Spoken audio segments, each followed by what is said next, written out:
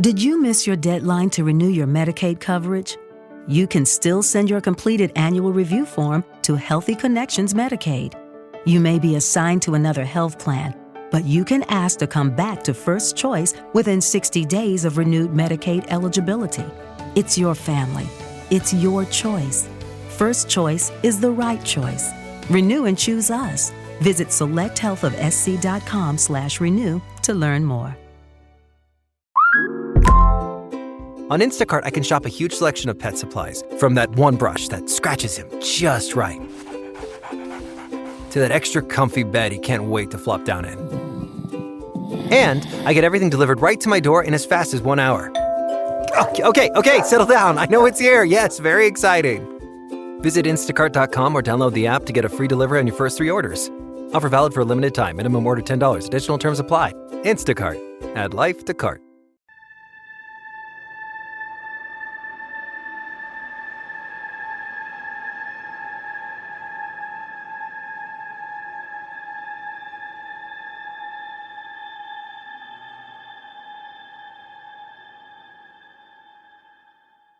Hello, everyone, and welcome back to another paranormal podcast.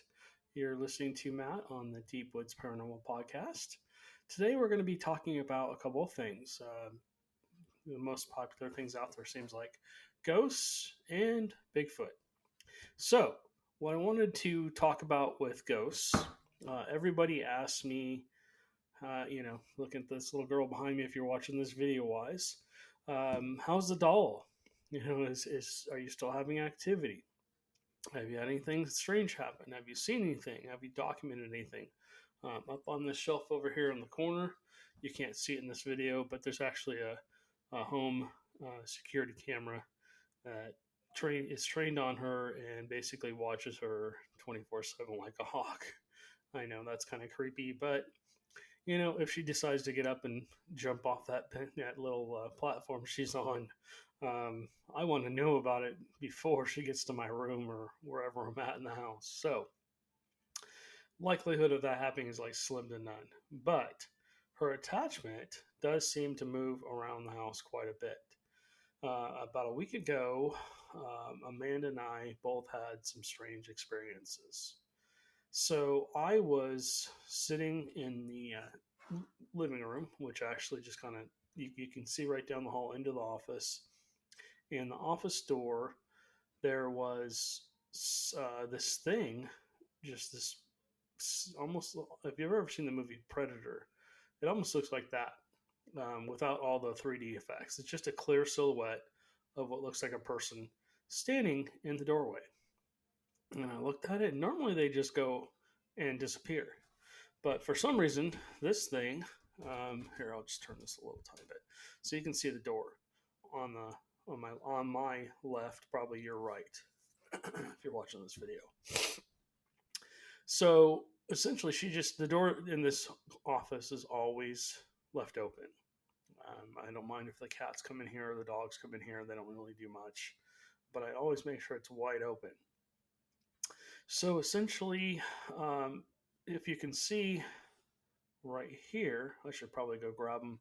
Or if you're listening, we have a pair of spectacles. And these are for theaters. They used them in the theaters, a long time ago. And essentially, what we do, we think they're haunted. We think they have some kind of attachment to them. We're not sure if this entity is attached to the doll, which is right here if you're watching visually.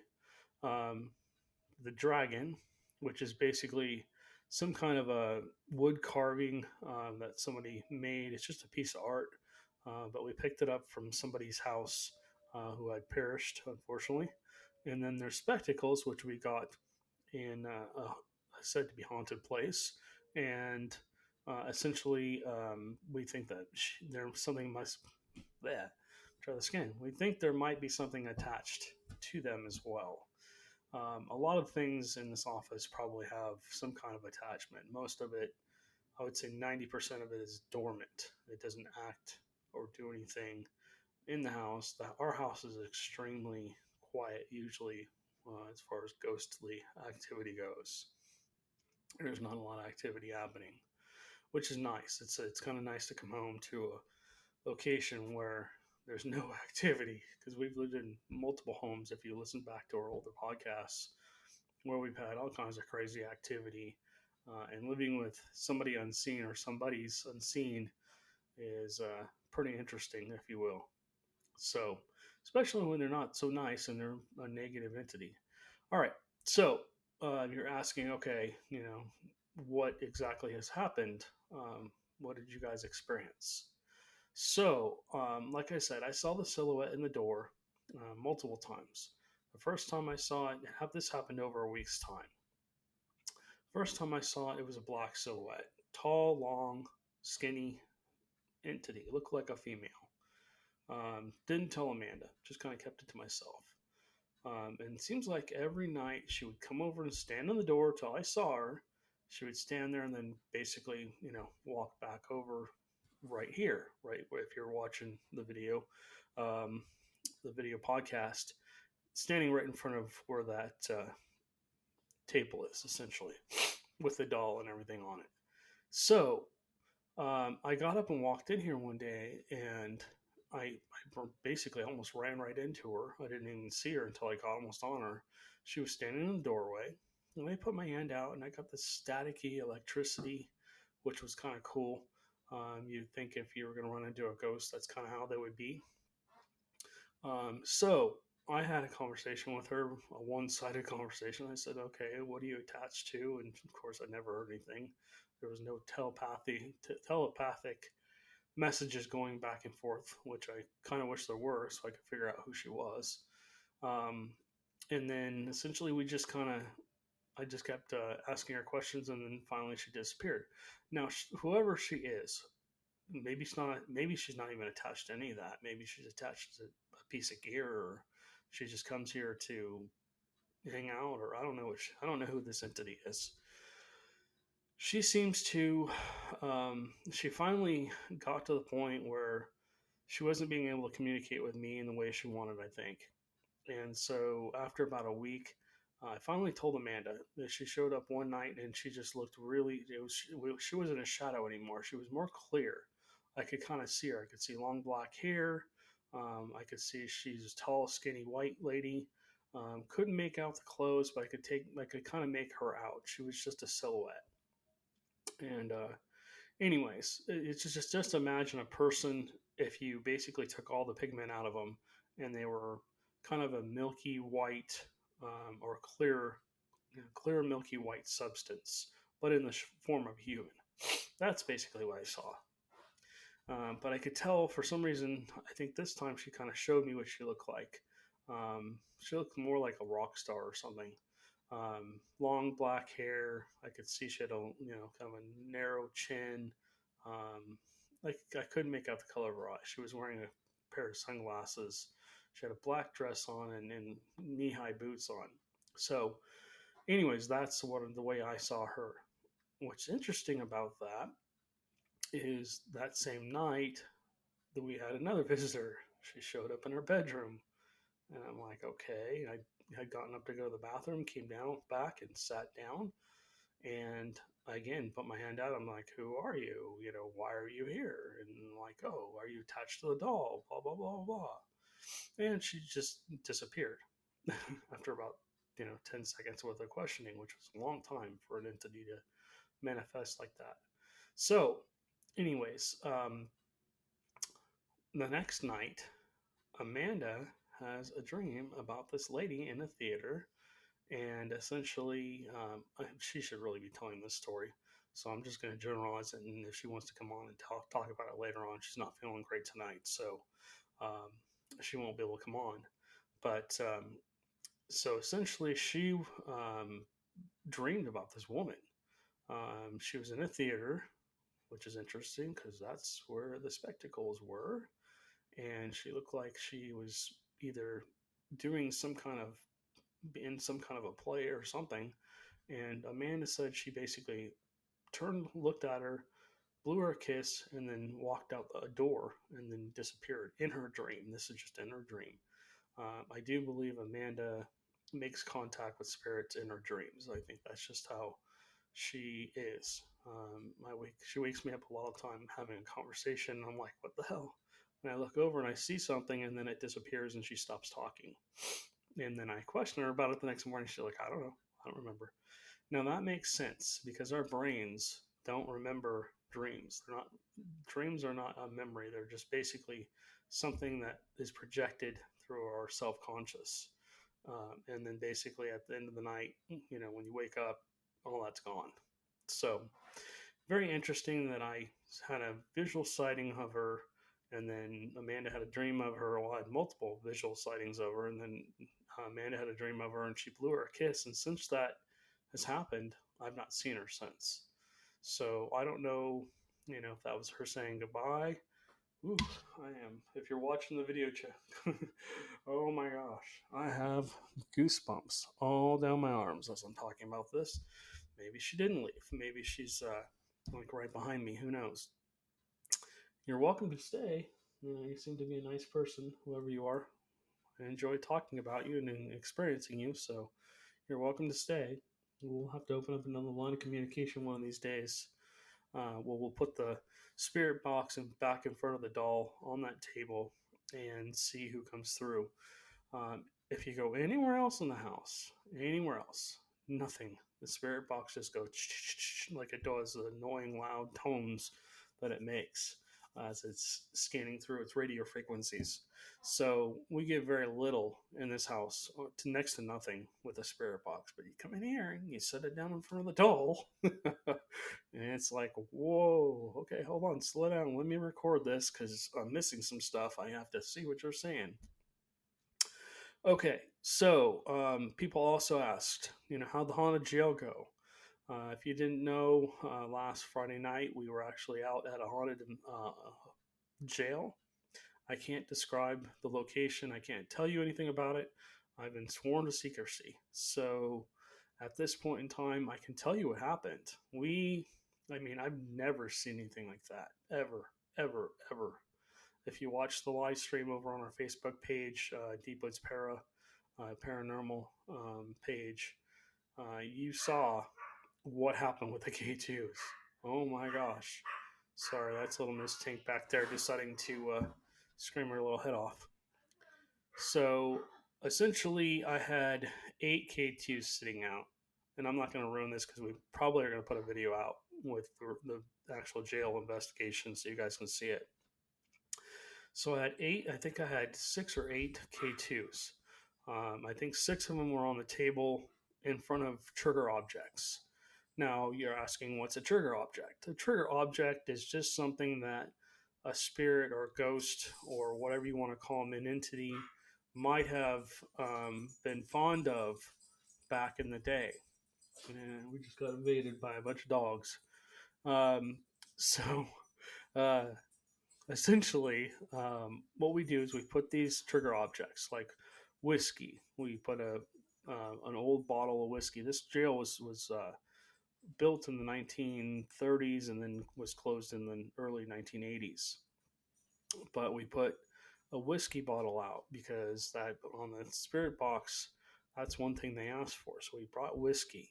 We brought cigarettes, tobacco. What else do we have? I had brought for a snack. I brought some water, and I brought, what was it, M&Ms, peanut M&Ms, and then a Twix bar. And I was going through trying to get to the water, and those things were set on top, so I set them down right in front of a K2, and they lit up like crazy. And I'm like, oh, oops, that was my snack. That was my sugar for the night. So essentially, those became trigger objects. They were very happy to see the M&Ms and the Twix bars. So essentially, I left them for them. I didn't take them. And then, what else do we have for? Let's see. I'm trying to think what else we had for trigger objects. But the bottle of water. I grabbed the bottle of water and started drinking it, and the K2s went off like crazy. And I said, okay, well, did you want water? And it lit up in response like, yes. We asked the K2s. If you don't know what a K2 meter is, a K2 meter is a very sensitive EMF detector. It just picks up energy. um, a very broad range of energy. And essentially, what it does is it has 5 little lights on the top. Normally, it just stays at one lit up. They're yellow. They go from yellow to red. And essentially, what we do is we ask them to light those up for yes, or leave them blank, or one light for no. Um, and we ask them yes and no questions, or something that they can light the device up. Um, so that's what we do. And sometimes we ask them to light up a certain amount of lights or whatever. Sorry, my puppies are carrying on behind me. I guess it's playtime. But anyways, those K2s, they lit up like crazy. I have never, well, no, I take that back. Only at demonic locations have I ever seen a K2 light up all the way across, all 5 lights, and stay lit up, all of them, all 6 of them on the table, lit up, and stay lit up, all 5 lights for like a second or two. And all at the same time. They all went off at the same exact time, all sitting in front of these trigger objects. And I guess next time I go to any kind of old place like that, I won't put out 5 EM pumps because, man, we amplified the hell out of that place. That place didn't have any power or anything like that. So when they got that energy, they were just like a kid in a candy store. They were all excited about being able to communicate with us. They were super duper polite. They tried to answer our questions through the spirit box. As we first began, they weren't able to really do that. They were more focused on those K2s because I think they were super excited that somebody brought them gifts, which is awesome. So if you're a paranormal investigator or you're ever thinking of becoming a paranormal investigator, that's a really cool thing to do. Find out, I always say, know your location. Find out what, things might be interesting to whoever was there, whatever time frame they were there. We had a pair of handcuffs, which we just set aside because of old jail. I mean, I don't think that was really a trigger object. But they did light up all 6K2s. And then, we had a cigar.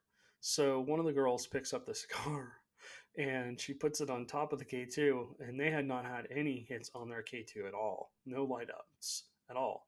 And that thing starts lighting up. I said, "Do you like the cigar?" And it lit all the way up to 5. And then basically came back and lit up to 3 every time I asked another question after that. But yeah, those spirits, whenever you go into a location, you have a 50-50 chance of getting activity. Um, we scored 100 out of 100, which is awesome. I mean, that's very, very, very, very rare that they go crazy like that. Now, we had been in there before. I was lucky enough to get one of the people that worked there and a couple other people that worked there as well to come on upstairs with me. So I wasn't alone. I didn't want to be up there by myself. Unfortunately, Amanda came down with the stomach flu last Thursday, and she's still trying to get over it, unfortunately. So I had to go by myself. Normally she would come with me. We were going to split up, and she was going to take one cell, and I was going to take another, and we were going to kind of bounce around throughout that place and see what we could do. But holy crap, footsteps. I mean, not footsteps, but bootsteps. Boom, boom, boom, boom. We could hear it, and they sounded at one point. I think I heard like what's the sound of a door, one of the jail doors close, and I'll show you in the video if you watch our Deep Woods Paranormal show on our YouTube channel. It sounds like a door closes. And we also, through one of the home security cameras, may have gotten maybe two full body apparitions. One basically looks like it's walking towards a cell. Oh, here she comes. Oh, she's closing me out. That's okay. Just leave it open. Okay. Dogs have been banned from the office. That's the door you heard.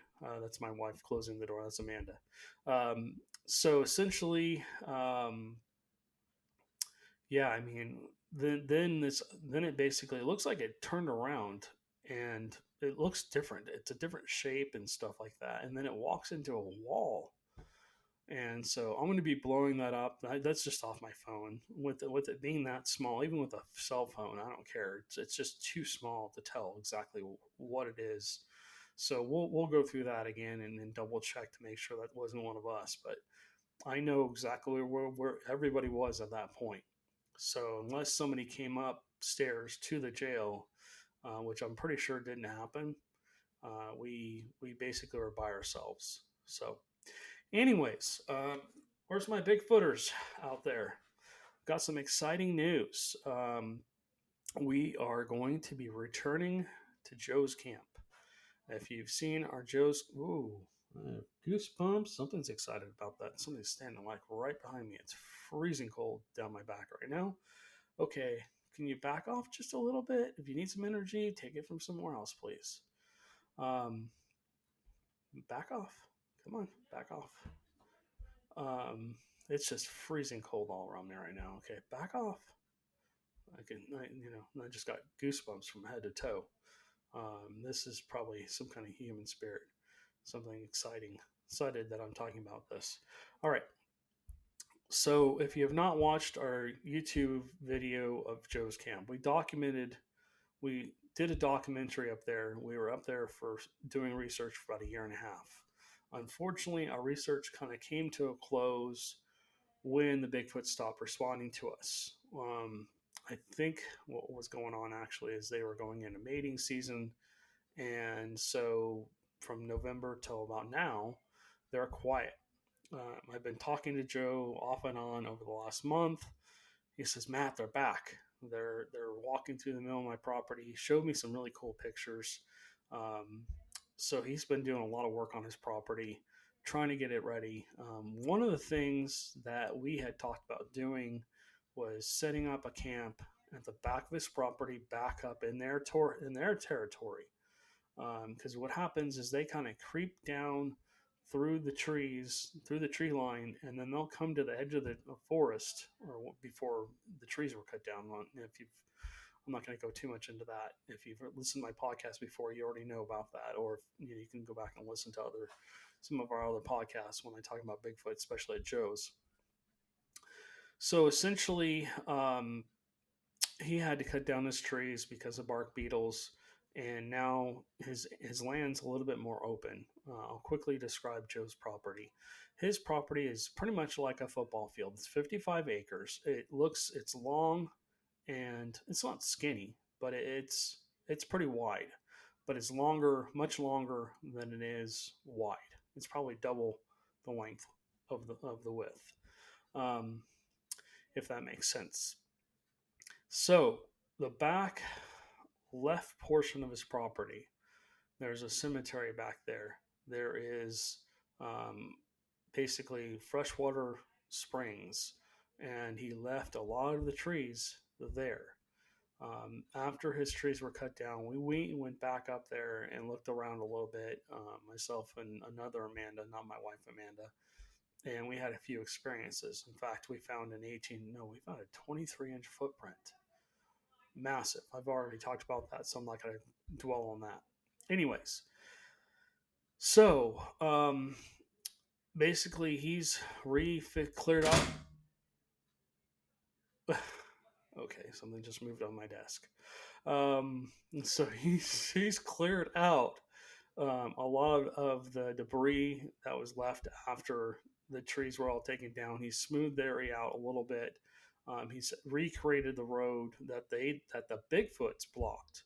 The Bigfoots essentially blocked the road back to the back of his property, and it's just a dirt road. It's nothing special, but they pushed not small trees, big trees, large, full, 20, 30 foot trees over oak trees. They pushed them right over onto the road, both sides, basically making a roadblock. So he's gone up there with a chainsaw, cleared that, and essentially made a road back up there. Right now, he's trying to create a bridge over one of his creeks so we can get back to the back. And like I said, one of the things we had talked about was camping on his property. So that's going to happen this coming weekend. I can't say I'm not nervous. Um, I mean, these things would come down within about 10 feet of us, or less. I mean, not, you couldn't reach out and touch one, but they were probably maybe 6 or 8 feet away from us.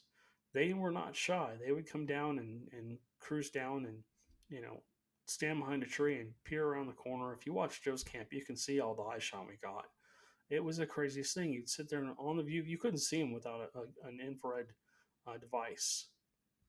We now have night vision binoculars that record video and has excellent um, night vision. We also have a couple different types of night vision binoculars that also record. And then we also have another pair of binoculars that are also very, very good. They're Norwegian military grade night vision binoculars. And they can see 500-600 feet in the dark. So we can see them pretty far away. We'll be able to see through the trees. And with this new video camera that is not an IR camera, it's a what is it called? Low light camera. So it sees IR, but it sees very well in complete darkness. So we're going to put a crap ton of IR on that thing, and we're going to spotlight the hell out of the forest as we're sitting and camping and doing whatever. Joe does have a few trap cams up there, so he's got them already. They're going to be up high in trees, like I said on the last podcast. If you're a Bigfooter, put your trap cams up at least 10 feet in the air. I think Joe puts his up 13, 14 feet in the air because he's got some big boys that walk through there. I mean, he's got at least a 14-footer that has frequented his property. And I'll tell you what, that thing's freaking massive. I've seen it standing behind his blind, and his blind's 6 feet wide. This thing is wider than his blind, and it stands about 10 feet in the air. This thing was at least 4 or 5, maybe even 6 feet taller than that, and basically standing behind the blind and with a tree in front of it, and basically bent the tree down and bent over to look at us. And this happened right as I was pulling up. I didn't even see it until I looked up, and we were looking. We were talking about the path back to the back of his property, and this thing, showed itself, and it's like, oh crap! Look at the size of that guy. But maybe he's the one that left the 23-inch footprint. So this is going to be interesting. We're going to be trying to cast prints if we can find any that are castable. We will be documenting the heck out of all the activity on his land, probably during the day, and then we'll be camping. We're not going to probably do any screams, any tree knocks, or anything like that. We're going to just be real quiet and let them come into us. We'll probably have full spectrum cameras in our hands, and we'll basically just be watching and seeing what they do. We'll probably turn our chairs, put a fire down in front of our camp, and set some chairs out. I'm going to leave a cooler out, and I'm going to leave a few sodas in there, some bottled water, and a few other things out on the table to see if they disappear. I'm going to take a bunch of apples, and I'm going to put them in a pattern. I'll take a picture of them, and then I don't want to film them. I want them to feel free to come and get these things, and they'll be maybe 20 or 30 feet away from our camp, somewhere where they can feel comfortable about coming in and grabbing one or two, if they do or not. There's a lot of other animals up there too. I mean, he's got deer, raccoons, mountain lions. He doesn't have hogs on his side of on his property. I don't think that they do on this side for some weird reason, but the other side of the property does, and I think that's where they go to hunt.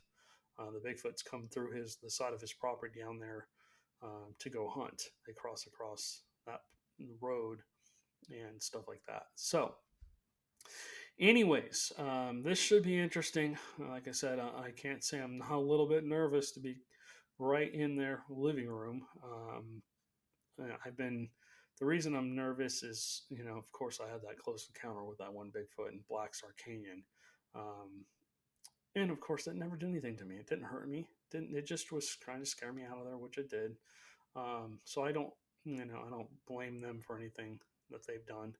I'm not mad at them or anything like that. And I do feel safe with them. I don't feel like they're going to try and hurt me in any way, shape, or form. But still, when you have a big, hairy creature that comes out of the woods and doesn't look like you, and even though I've done this for a long time and I've had multiple sightings, it's still a little unnerving to have a creature like that come down to a camp and move around right where, around where you're sleeping at night. Anyways, okay. So that said, we'll come back to you maybe next week and talk to you more about Joe's camp. The video we'll see if we can post the videos of the K2s at the jail, because you guys got to see this. That was insane. And like I was saying before, I've seen that in demonic cases. This is not a demonic case. This is human spirits. There's nothing negative at this location. I've checked and checked again. Been there at all different times of the day. Never had anything, feel like it was threatening or harming in any way. The owners feel the same way. They don't feel threatened or like anything's going to harm them up there. But they do know that jail is extremely haunted. It's extremely haunted. I would imagine if I left the EM pumps on for a couple days, oh my God, the activity up there would have been insane. I think they would have just done whatever they wanted to do. They wouldn't have cared if any of us really knew what was going on up there. But yeah, they're very quick to communicate with us, and that was awesome. Oops. Sorry, guys. So yeah, anyways, we'll get back to you about the jail. We'll get back to you about Joe's camp. And if you guys have any questions, please, if you're on our YouTube channel, please feel free to leave a comment. Please be nice. If you have constructive criticism, that's great. We always take constructive criticism and we listen to it and we try and change whatever people don't like. Or if you do like something and you want us to keep doing it, let us know. We appreciate the comments. Please don't be negative in any way. Please be polite and don't use foul language. So anyways, if you're on our normal podcast and you want to communicate with us, have a question, feel free to go to our website, deepwoodsparanormal.com. All of our contact information is there. Our email, our phone number, you can call or text me. Just ask, feel free to ask questions. If you have something you want us to talk about, you want us to talk about Dog Man, maybe you want to hear about Ram Man, maybe there's, you want us to talk more about UFOs, whatever it is. Like I said, please feel free to leave a comment, or if you want, just send me a message, go to Facebook and use the messenger there, whatever makes you, feel comfortable. And again, any of the questions people ask, as long as they're polite and whatever else, we'll try and answer. And we never make fun of anyone. We don't ever say anybody's crazy or anything like that. We just want to know what your experiences are and stuff like that. So anyways, guys, I appreciate listening. This is getting a little long, so I'm going to stop this podcast. But thank you guys so much for listening. Thank you for your support. Thank you for your comments and questions. Please keep them coming. Again, you can use our Facebook page as well. You can always message me over there, or go on our Deep Woods Paranormal website, or leave a comment on our YouTube channel, or just... Hello, it is Ryan, and we could all use an extra bright spot in our day, couldn't we? Just to make up for things like sitting in traffic, doing the dishes, counting your steps, all the mundane stuff. That is why I'm such a big fan of Chumba Casino. Chumba Casino has all your favorite social casino-style games that you can play for free anytime, anywhere, with daily bonuses. That should brighten your day a little. Actually, a lot. So sign up now at ChumbaCasino.com. That's ChumbaCasino.com. No purchase necessary. VGW Group. Void where prohibited by law. See terms and conditions. 18+. Okay, round two. Name something that's not boring. A laundry? Ooh, a book club. Computer solitaire, huh? Ah, sorry. We were looking for Chumba Casino. That's right. ChumbaCasino.com has over 100 casino-style games. Join today and play for free for your chance to redeem some serious prizes.